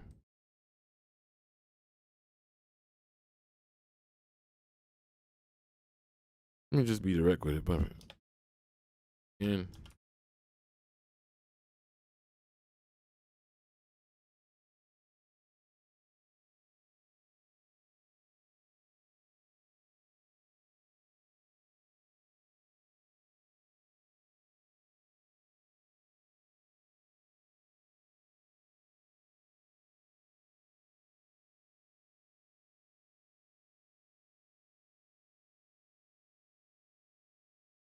impact.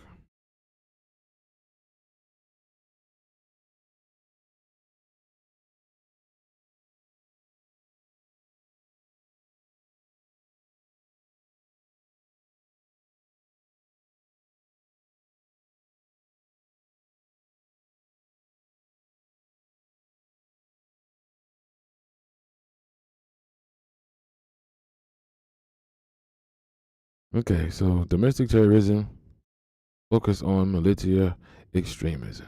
Notice I typed in the INFAC.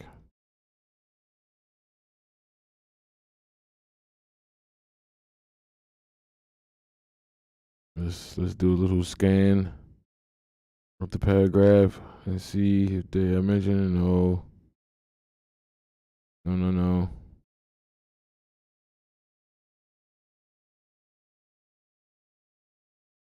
That's funny because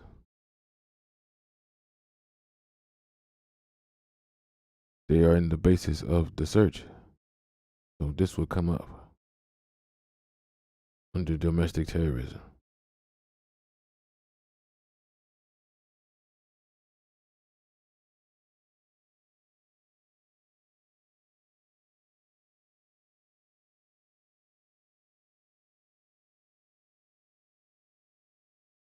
Here's what comes up. We got Jay right there. You got me right there. You got somebody else. Got my boy right there. Let me see. Exercising constitutional rights. Whoop-de-whoop.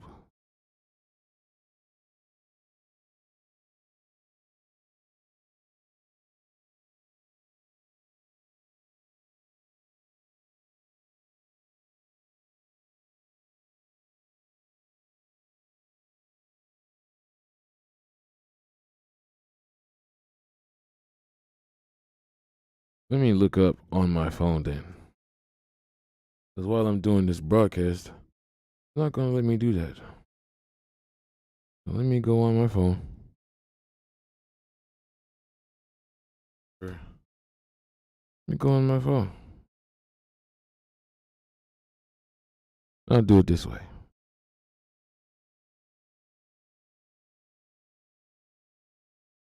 FBI error.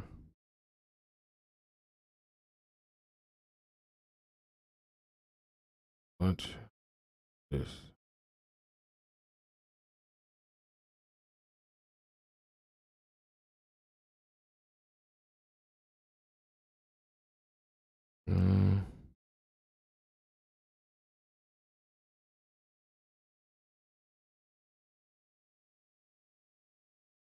Oh.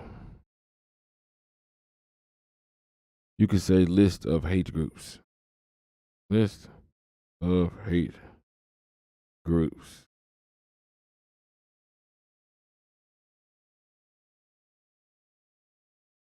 Southern Party Law Center.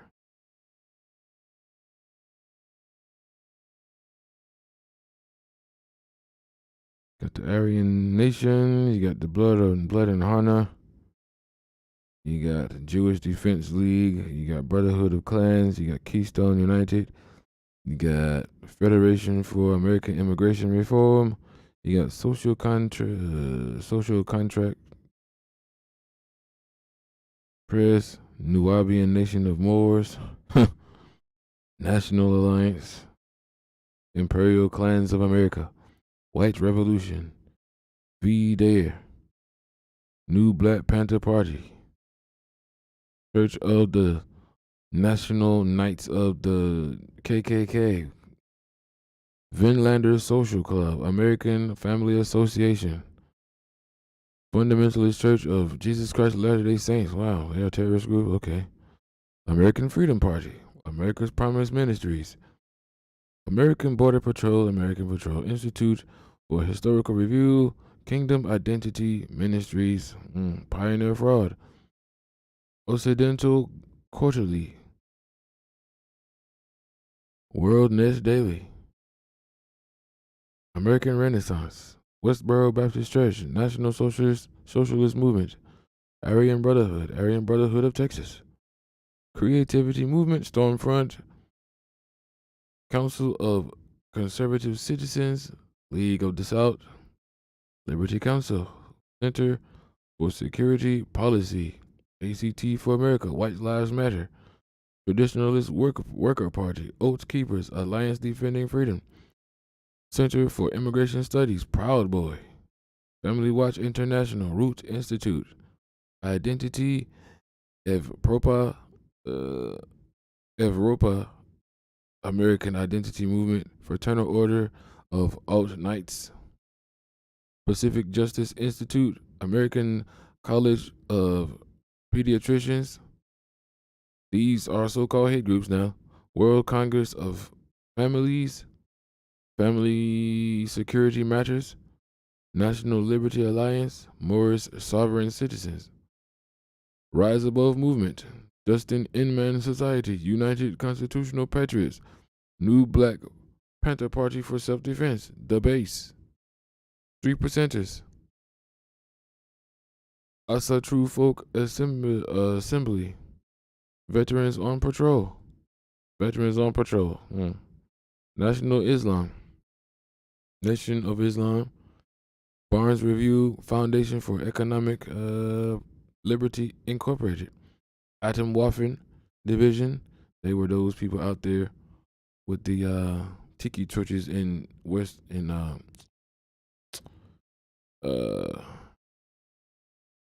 that? Virginia, Charleston, whatever the hell. Radical Hebrew Israelites, Family Research Council, Patriot Front, Remembrance Project, Nationalist Social Club, NSC 131, Committee for Open Debate on the Holocaust, Pro English, Understanding the Threat. Okay, well, they're not on here, but I saw the actual list where they were on, and it was on the FBI's list, but I cannot pull that up for some reason.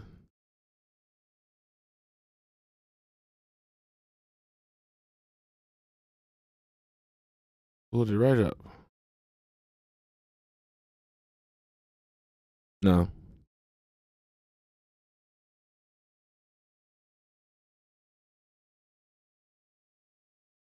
FBI vault, gangs and extremist groups. Okay. Oh, here it is. All of those.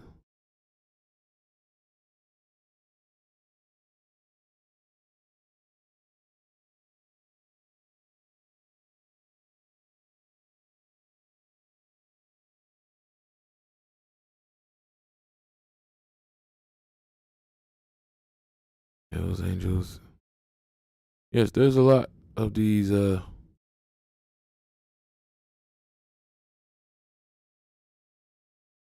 so-called groups.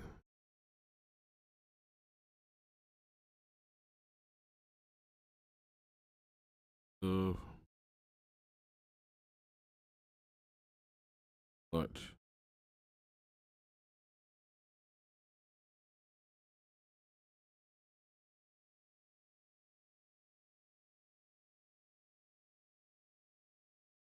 Yeah, this is so not professional, but hey.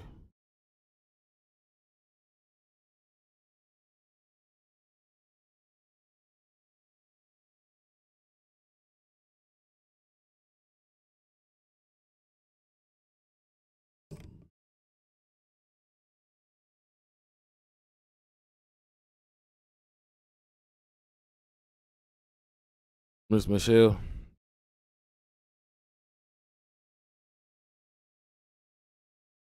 Let me check my live in here. Hello. Can you hear me? All right. Let me check the little feed in here. Miss Michelle says, salute to you and the chat. Okay, I read that one.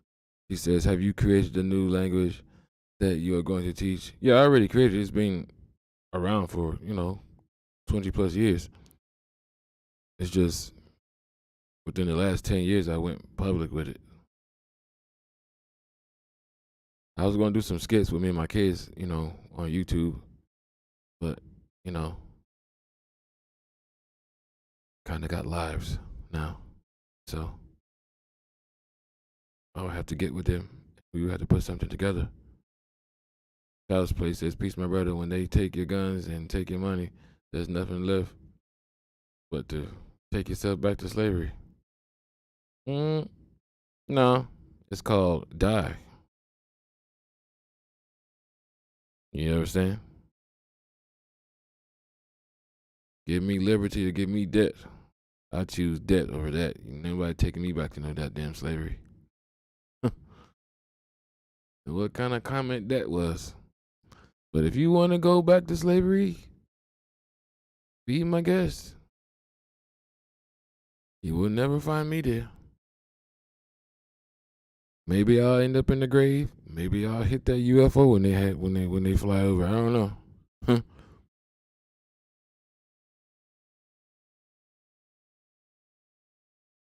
don't know. Never gonna see me in no damn slavery.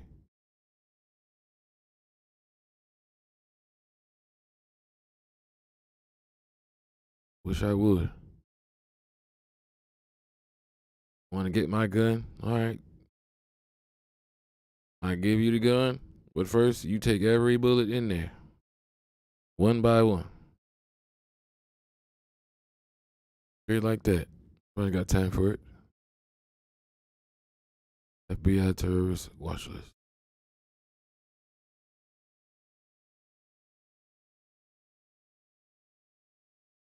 Now they may have changed it because during the time that we were looking at it, it was freely available.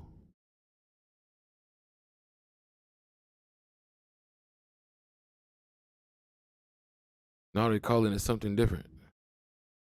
Terrorist watch list screenings. The hell you mean?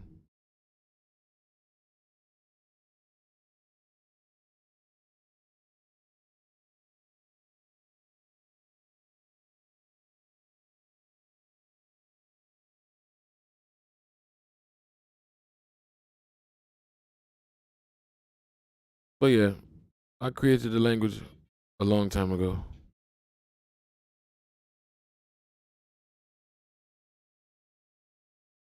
Very long time ago. Back when I was a teenager, actually. I'm far past a teen now. That was the late 90s.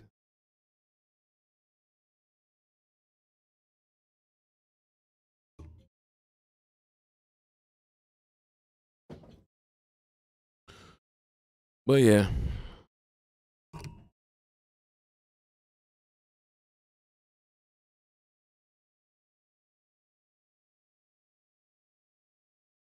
But yeah, I created it already. It's already done. I just need to, to teach people.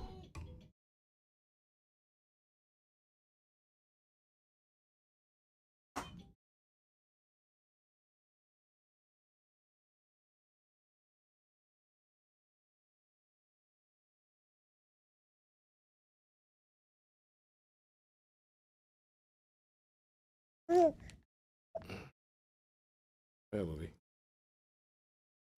What?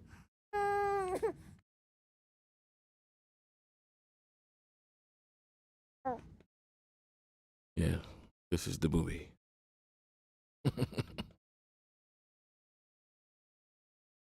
She got a little hobo bug suit on.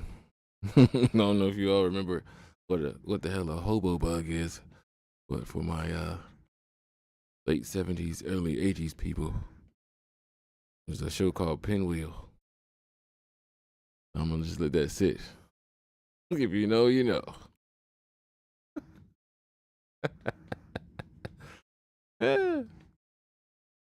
Good old hobo bugs.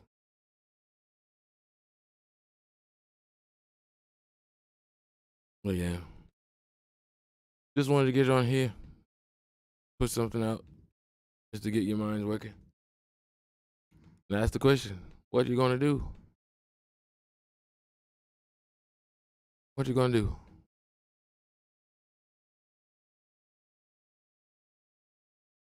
Like old buddy said, Mr. Child's Place, peace, my brother. When they take your guns and take your money, there's nothing left to do but take your ass back to slavery. Nah, it's called die.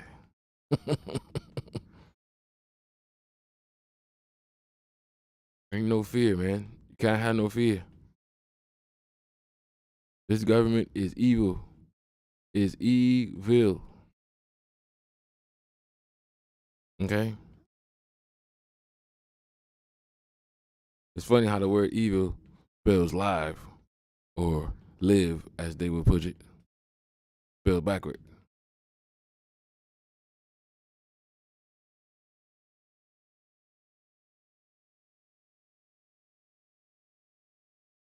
You understand? Not gonna be afraid of these individuals ever.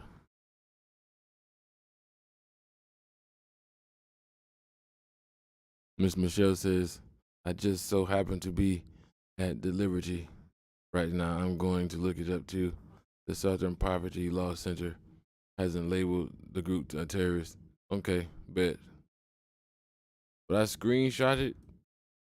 I downloaded the PDF that they had from a couple of years ago when we were like, kind of active or what. And they did put us on the list. We were up there. I just don't have time right now to go on my PDF collection and, bring it on the screen. But if I find that information, I'll show it on here. But it's neither here nor there, man. It's cool. No matter what they label, people who are just standing up for their own freedom and protection, no matter what they label, they're gonna always be wrong and we will always be right. And that's all that matters. That's all that matters. Okay.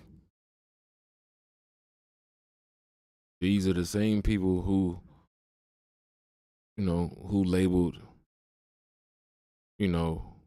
plants that heal naturally from the Most High illegal. These are the same people who put poison in your water and in the sky and in the air and in all your food. These are the same people who have destroyed the ocean. Fish don't even want to be in the water no more. They hopping out the ocean in some suicide type attempts because the water is too poisonous to live in and too noisy and disgusting. These are the people. So it doesn't matter what they label us or me or you. Forget them. They can kick rocks with no socks. And on that note, I gotta go. Whoever sent a post or a little live chat comment, I cannot see it.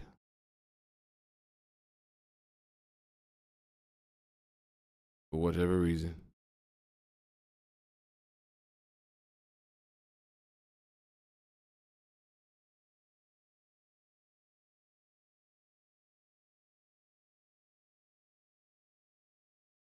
Yeah, they're really messing with me up here. But it's whatever, man.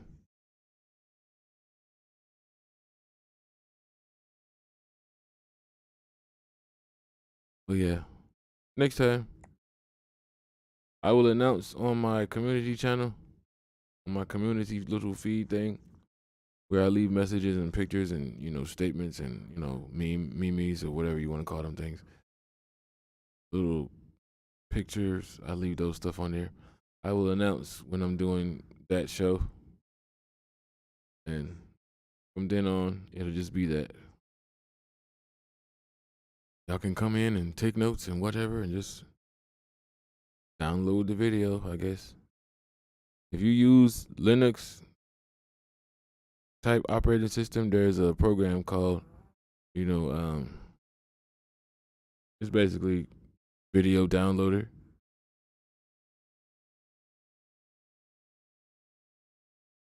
It's called Video Downloader, and you can download the videos off of YouTube, like whatever videos you want, because, certain information is not always going to be available, and we should not take that lightly. Because if they're trying to take our money, they're going to be trying to, limit information too. So whatever information you can download off the videos spaces, do that. Miss Michelle says, yes. Just to what? Was that the question about me creating the language? I think. Yeah. If that is what you meant, ma'am.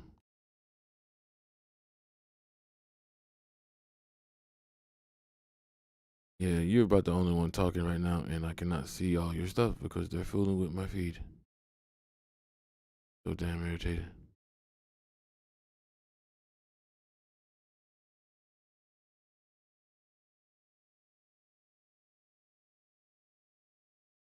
Here.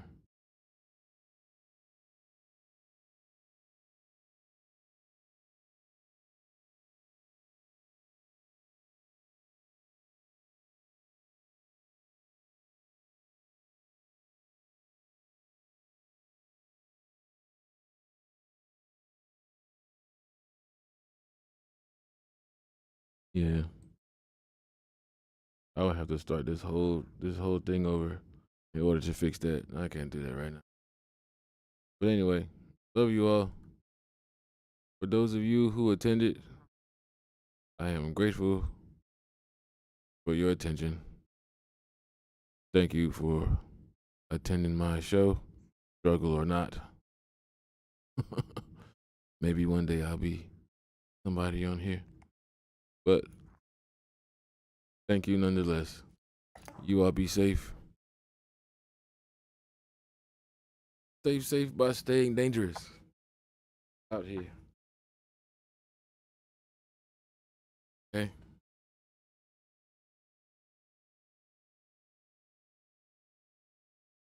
I will see you all next time.